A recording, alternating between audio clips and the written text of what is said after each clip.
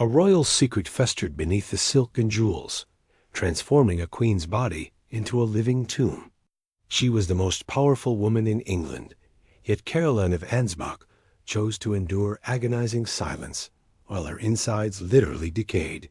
Why did she hide a bulging mass until it was too late? In this story, you will witness the agonizing final days of a monarch consumed by pride, and a horrific medical reality that turned a simple hernia into a death sentence. It was the morning of Wednesday, November 9th, 1737, and the cold air of London seemed to carry the scent of impending doom, though no one at St. James's Palace dared to speak of it yet. Queen Caroline of Ansbach, a woman of formidable intellect and iron will, walked the manicured grounds of the royal library with her husband, King George II. To the courtiers watching from a respectful distance, she was the picture of regal stability, the true power behind the British throne.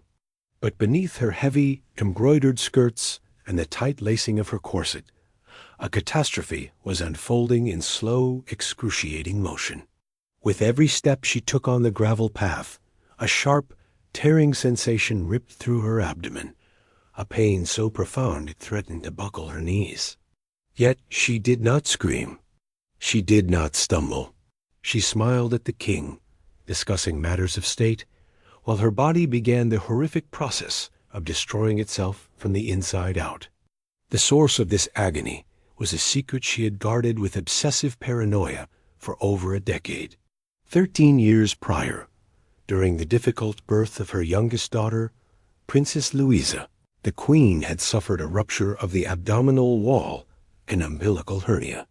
A loop of her bowel had pushed through the muscle, creating a small, tender lump at her navel. For years, she had managed it in silence, terrified that any sign of physical weakness would diminish her influence over the king or give ammunition to her enemies, particularly her estranged son, Frederick, the Prince of Wales, whom she loathed with a biblical intensity. But on this gray November morning, the management of that secret had failed. The loop of bowel had slipped further out than ever before, and the muscular ring of the hernia had clamped down tight, trapping the organ. The blood supply was being cut off. The tissue was beginning to strangle. Despite the nausea rising in her throat like a black tide, Caroline returned to the palace interiors to preside over the morning drawing room. This was the theater of the court, a place where appearances were everything, and the queen was the lead actress. She stood for hours, greeting diplomats and ladies-in-waiting, while the trapped section of her intestine began to swell, turning purple as the oxygen-starved cells began to die. The pain was no longer a sharp stab. It was a constant, grinding torture, described by physicians of the time as a misericordia, a misery of the gut. She dismissed it to those around her as a mere bout of colic, a common ailment that drew little suspicion. She called for Daffy's elixir, a popular patent medicine consisting of senna and brandy, hoping the burning liquid would flush the blockage away. It was a fatal mistake. The stimulant only agitated her already distressed bowels, increasing the pressure against the strangulation point. By the afternoon, the charade could no longer be sustained. The queen's complexion had turned a ghostly, clammy white, her eyes wide with a mixture of terror and suppressed agony. The king, usually oblivious to the subtleties of human suffering, finally noticed that his wife was trembling. He suggested she retire to her bedchamber, not knowing that she would never leave that room alive again. As she was helped out of her heavy garments by her bedchamber women, the true extent of her distress was hidden even from them. She refused to let them see her bare abdomen. She crawled into the bed, curling her knees to her chest in a desperate attempt to relieve the tension on her stomach muscles. The swelling at her navel was now hard, hot, and pulsating, a ticking time bomb of infection waiting to detonate. The palace physicians were summoned, but the queen, stubborn to the point of madness, refused to tell them about the hernia. She complained only of a general gout in the stomach. Thus began a comedy of errors that would turn into a tragedy of gore. Without the crucial knowledge of the rupture, The doctors began to treat her for general constipation and colic. They prescribed bleedings to release bad humors and drafted concoctions of snake root and heavy purgatives. Every treatment they administered was designed to force the bowels to move, which was the exact opposite of what the strangulated tissue needed. They were effectively trying to force matter through a kinked, dying hose. As the sun set over London, Queen Caroline lay in the darkness, the toxins from her dying gut beginning to seep into her bloodstream. The smell of sickness began to fill the room, a faint, metallic odor that would soon grow into an overwhelming stench of decay. The Queen of England was rotting alive, and her pride had locked the door, throwing away the key. If you want to uncover more dark, unfiltered history the textbooks are too afraid to teach you, make sure to subscribe to the channel right now. And tell me in the comments, have you ever hidden a physical pain from someone because you were afraid of the consequences? The royal bedchamber, usually a sanctuary of silk and perfume, had transformed into a stifling medical dungeon as the night of November 9th bled into the early hours of Thursday. The air was thick with the copper tang of blood and the sour reek of vomit. Queen Caroline, writhing in sheets that were dampened by her own cold sweat, was subjected to the full arsenal of 18th century medicine, a practice that was often more dangerous than the disease itself. Her physicians, the terrified Dr. Broxholm and the royal surgeon Dr. Ranby, were operating in the dark, both literally and metaphorically. Ignorant of the strangulated hernia that was slowly killing the tissue in her abdomen, they doubled down on their diagnosis of a simple, stubborn blockage. Their logic was brutal and linear. If the blockage would not move, they would force it. They ordered the first of many bloodlettings, a grim ritual believed to balance the body's humors and reduce inflammation. A lancet pierced the pale, trembling skin of the Queen's arm, and the surgeons drained 12 ounces of blood into a pewter bowl. The Queen watched the life drain from her veins, her face a mask of stoic endurance, even as her body screamed for the oxygen that the blood carried. But the bleeding offered no relief. It only weakened her resolve and her pulse. Seeing no improvement, the doctors escalated their assault on her digestive system. They mixed violent purgatives, concoctions designed to induce violent spasms in the gut. They spooned liquids laced with snake root and strong brandy down her throat, alongside a heavy dose of usquebaugh, a potent Irish spirit meant to shock the stomach into action. It was like pouring gasoline onto a smoldering fire. The Queen's strangulated bowel, trapped tight within the muscular ring of the hernia, could not pass the matter. The pressure built to catastrophic levels. The result was horrific. The Queen began to retch violently, her body convulsing in agonizing spasms as her stomach tried to reject the poisons forced into it. But because the lower exit was blocked by the dying loop of intestine, the contents of her gut had nowhere to go but up. The vomiting became relentless, tearing at her throat and exhausting her remaining strength. King George, distraught and helpless, refused to leave her side. In a display of chaotic devotion, he paced the room, sobbing and shouting instructions, before finally collapsing onto a mattress thrown on the floor at the foot of her bed. He lay there, listening to the wet, racking sounds of his wife's torture, unaware that the lump she hid beneath the sheets was the true assassin. The Queen, between bouts of sickness, would glance at him with eyes glazed by pain, her silence a final desperate act of protection. She knew that if the hernia were discovered, the dignity she had curated for a lifetime would be shattered, but the cost of that dignity was becoming unbearable. By Thursday morning, the situation had deteriorated from serious to critical. The blockage had not cleared. The Queen's abdomen was distended, tight as a drum, and sensitive to the lightest touch. The toxins from the necrotic bowel tissue were now flooding her system, inducing a state of delirious fever. The doctors, frantic that their purgatives had failed, decided to attack the problem from the other end. They ordered a series of enemas, or clysters, as they were known, to be administered. This was a humiliating and invasive procedure involving the injection of warm water, salt, and herbs directly into the rectum. For a woman of Queen Caroline's pride, this was a violation of the highest order, yet she submitted to it, hoping it would hide the truth of the hernia at her navel. The nurses and surgeons worked around her, manipulating her ravaged body, yet the blockage remained absolute.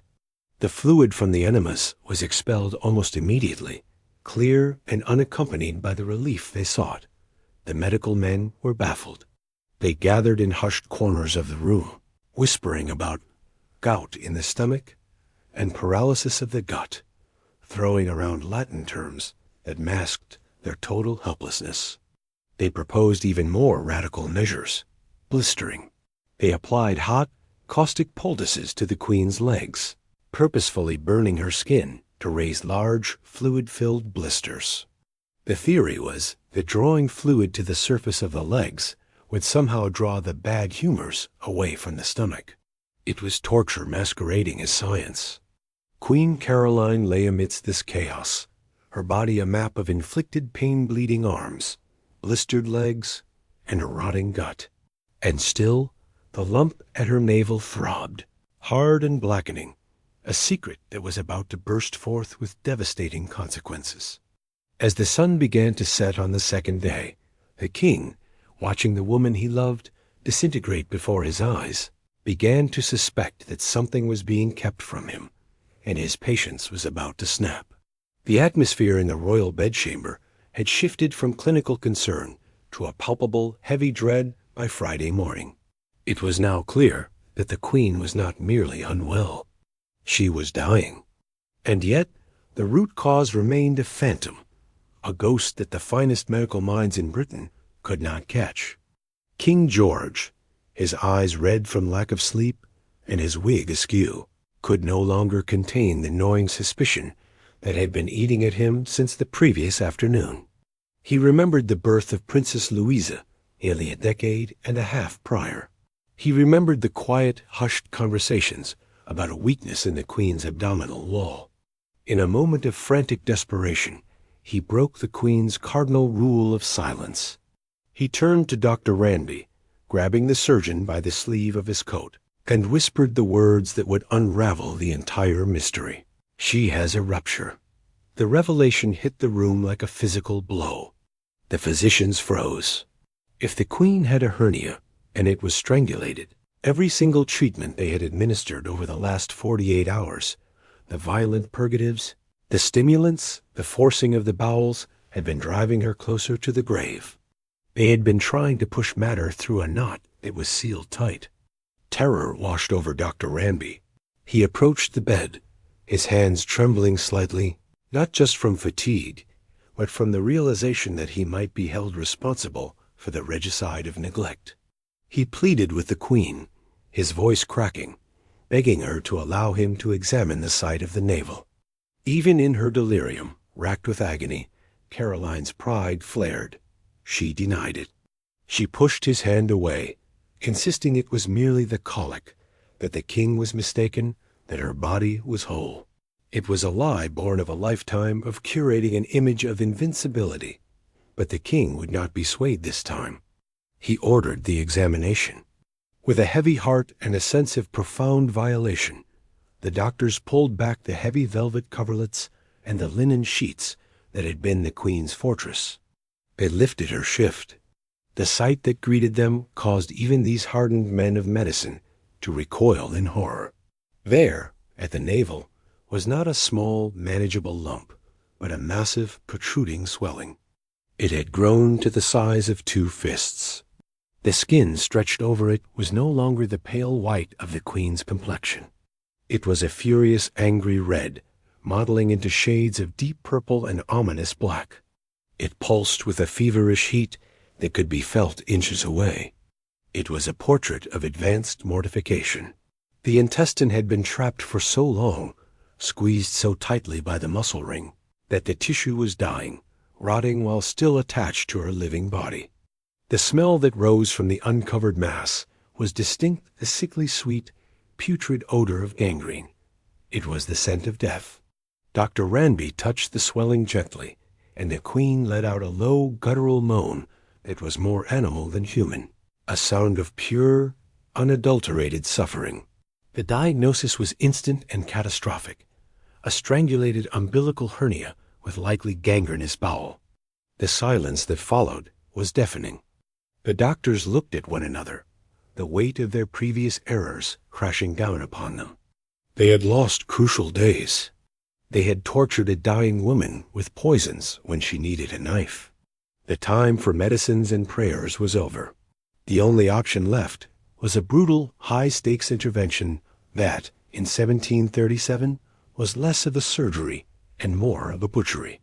They began to lay out the steel instruments, the glint of the blades reflecting the candlelight, as the queen watched through half-closed eyes, knowing that the secret she had died to keep was now the very thing that would demand her flesh. The decision to operate was made in a terrifying instant, transforming the royal bedchamber from a place of rest into a theater of butchery. In the year 1737, the concept of anesthesia was a distant dream, centuries away from reality. There was no ether to drift the patient into oblivion, no antiseptic to ward off the invisible legions of bacteria. There was only the raw, brutal reality of steel against flesh, mitigated only by grit and perhaps a stiff drink of brandy. The surgeons, Dr. Ranby, and the newly arrived Dr. Shipton, prepared their instruments with grim efficiency. They laid out curved knives, probes, and scissors on a side table, the metal clinking softly in the heavy silence. Queen Caroline, the woman who had ruled the court with a glance, now lay exposed and vulnerable, yet her spirit remained unbroken. She looked at the terrified men hovering over her with knives and issued a command that defined her legacy. She told them not to tremble, but to do their duty. Dr. Ranby, his brow slick with sweat, approached the inflamed mass at the queen's navel. The swelling was now an angry, pulsating mound of purple and black, stretching the skin to its absolute limit. He positioned the tip of his lancet against the most prominent point of the hernia. With a steadying breath, he drove the blade down. The sound of the skin parting was a wet, tearing noise that seemed to echo off the paneled walls. The queen's body seized, her muscles locking rigid against the intrusion, but she did not scream. Instead, she let out a sharp intake of breath, her knuckles turning white as she gripped the bedposts.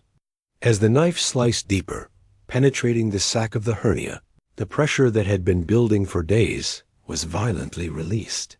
A torrent of foul, dark fluid burst from the wound, a mixture of trapped intestinal water, old blood, and the unmistakable sweet rot stench of gangrene.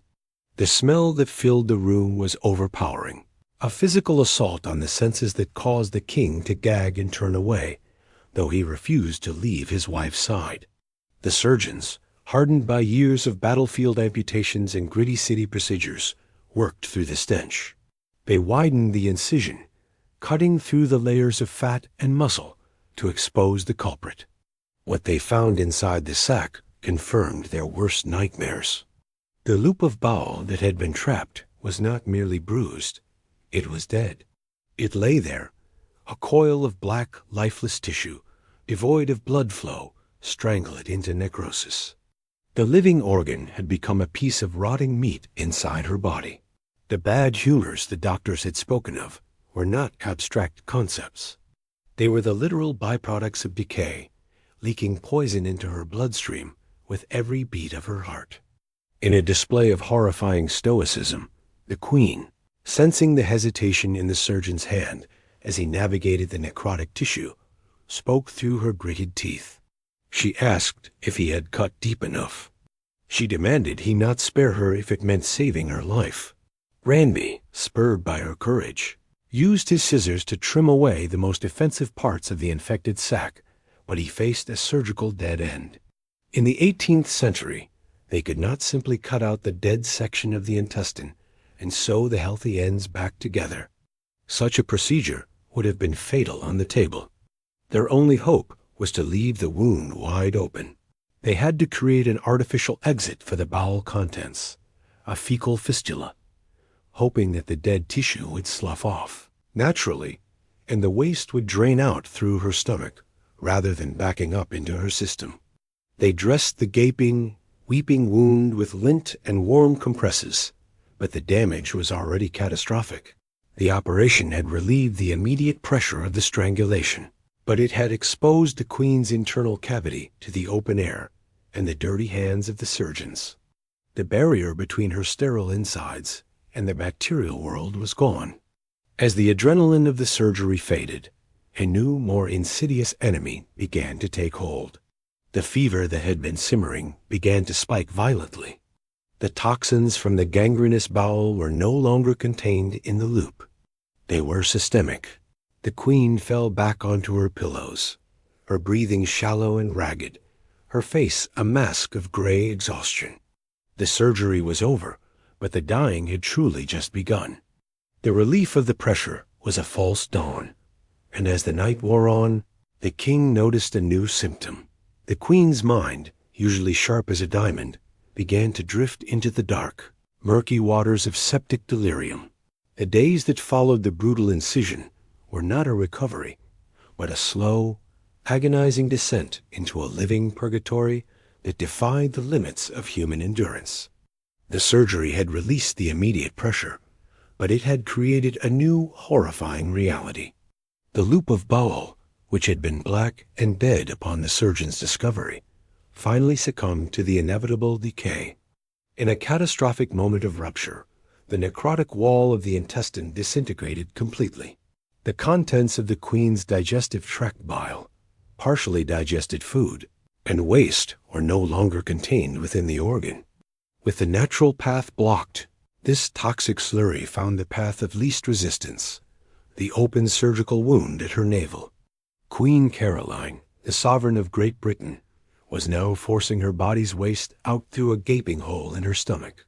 The fecal fistula had formed, turning the royal bed, draped in crimson velvet, into a scene of abject squalor.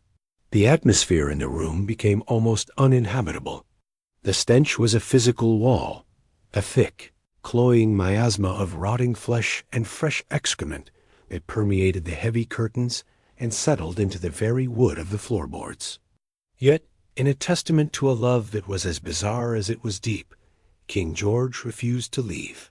He sat by her bedside day and night, wearing the same clothes until they were rumpled and stained, holding the Queen's hand as the nurses fought a losing battle to keep the wound clean. They changed the dressings constantly, bucket after bucket of soiled linen being carried out of the room, but the flow was relentless. The acids from the digestive fluids began to eat away at the healthy skin surrounding the wound, excoriating her flesh and adding a raw burning, stinging to the deep, throbbing ache of her abdomen. Amidst this physical degradation, the Queen began to settle her earthly affairs with a calmness that terrified those around her. She was dying by inches, yet her mind remained razor-sharp. She called for her children, the ones she loved, to say her final goodbyes.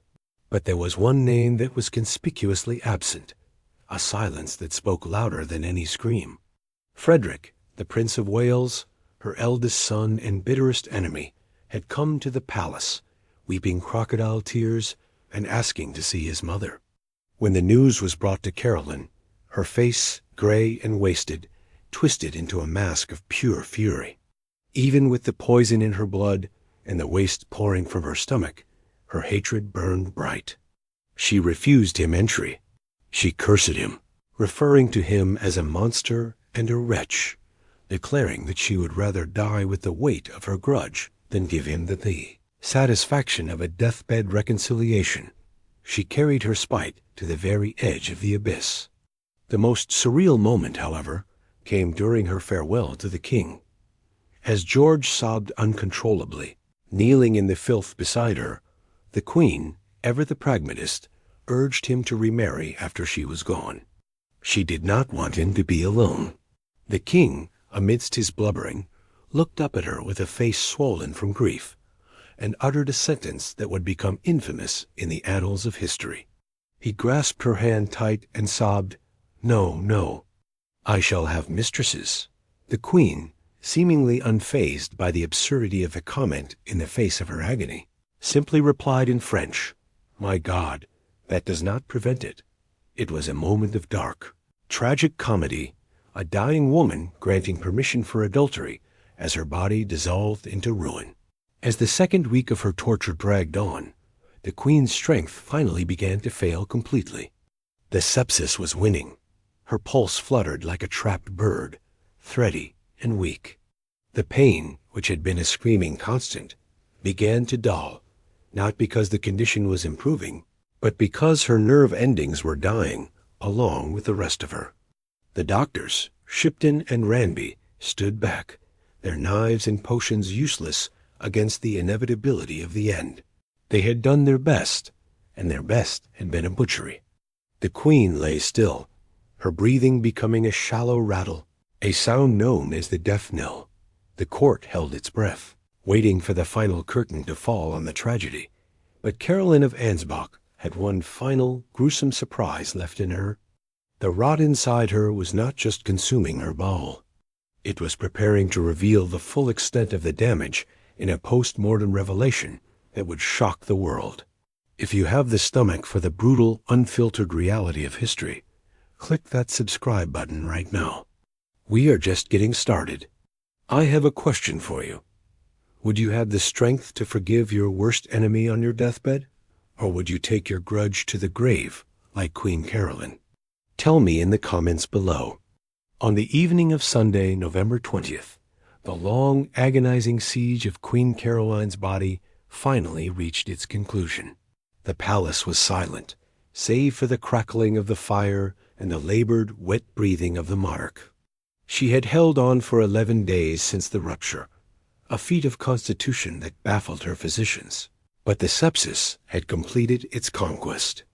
Around 10 o'clock at night, the Queen's eyes, which had been fixed on a point in the darkness that only she could see, suddenly cleared.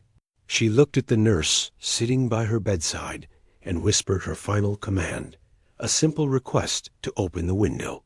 She wanted to feel the cold London air one last time, or perhaps she simply wanted to clear the path for her departing soul. As the sash was raised, letting in the chill draft, she uttered one word, "Pray."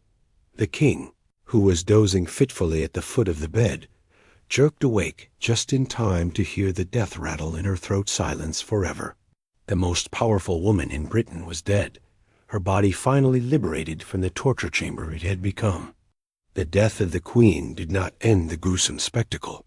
It merely moved it to the autopsy table. The following day, the royal surgeons, the same men who had butchered her in life, were tasked with examining the wreckage they had left behind.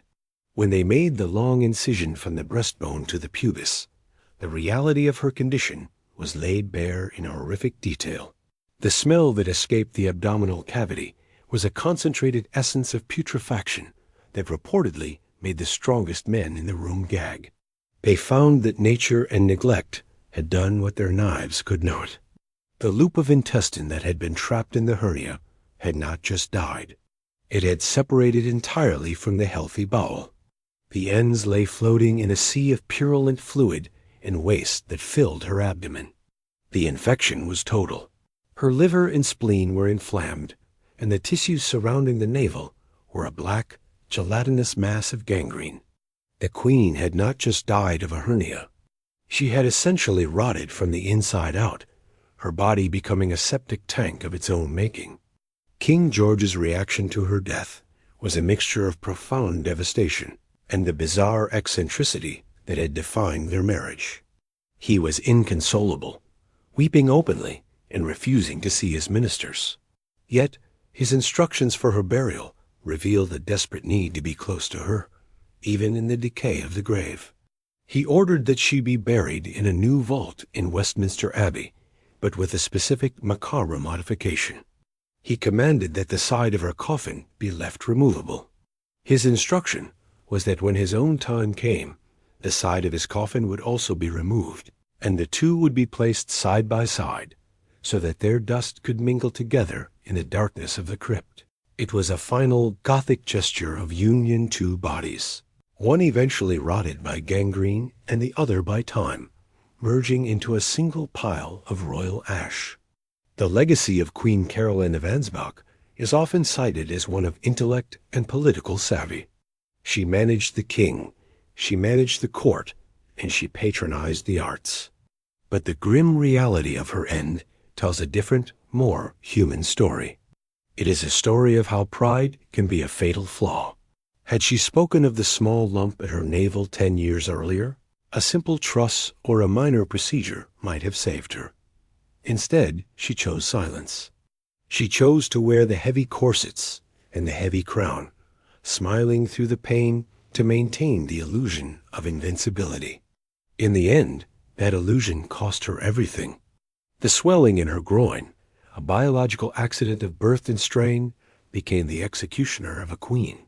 As she was lowered into the dark vault of the abbey, the smell of incense struggled to mask the memory of the rot, a stark reminder that beneath the velvet and the gold, even the bodies of queens are just meat and bone, subject to the same horrific laws of nature as the lowest peasant.